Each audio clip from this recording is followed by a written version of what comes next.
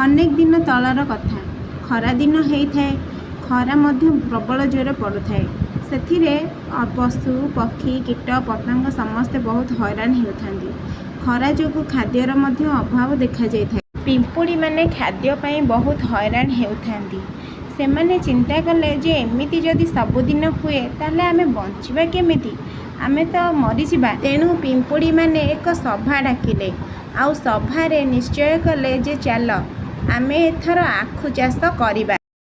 ପରଦିନ ଠାରୁ ପିମ୍ପୁଡ଼ିମାନେ ମିଳି ଆଖୁ ଚାଷ କରିବାରେ ଲାଗି ପଡ଼ିଲେ। ସେମାନେ ଚାରା ଗଛ ଲଗାଇଲେ, ଗଛର ଯତ୍ନ ନେଲେ ଓ ଗଛ ଚାରିପଟରେ ବାଡ଼ ମଧ୍ୟ ଘେରାଇ ଦେଲେ। ଗଛକୁ ଜଗିବା ପାଇଁ ଆଖୁ ଗଛ ପାଖରେ ଏକ ପାତି ମାଙ୍କଡ଼କୁ ମଧ୍ୟ ଜଗାଇ ଦେଲେ। ଏମିତି କିଛି ଦିନ ଗଲା ପରେ ଆଖୁ ଗଛ ଧୀରେ ଧୀରେ ବଡ଼ ହୋଇ ଆଖୁ ପାକଳ ହେବାରେ ଲାଗିଲା। ଏହା ଦେଖି ପିମ୍ପୁଡ଼ିମାନେ ବହୁତ ଖୁସି ହେଲେ। ସେହି ବାଟ ଦେଇ ଏକ ହାତୀ ଆସୁଥିଲା।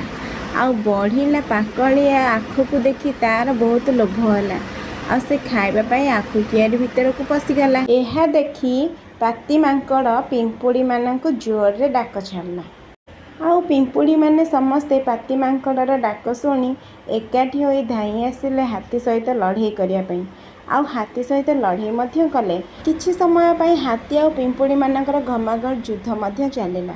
ଯୁଦ୍ଧରେ ହାତୀ ବିଚରା ହାରିଯାଇ ଜଙ୍ଗଲ ମଧ୍ୟକୁ ନିଜ ପ୍ରାଣ ବିକଳରେ ପଳାଇଲା ଓ ପିମ୍ପୁଡ଼ି ଯୁଦ୍ଧରେ ଜିତିଗଲେ ଓ ତାଳି ବଜାଇ ନାଚିଲେ ଆଉ କହିଲେ, ହାତୀ ଖାଇଯିବ ଆମ ସମ୍ପତ୍ତି, ଛାଡ଼ିଦେବୁ ଆମେ ପିମ୍ପୁଡ଼ି ଜାତି।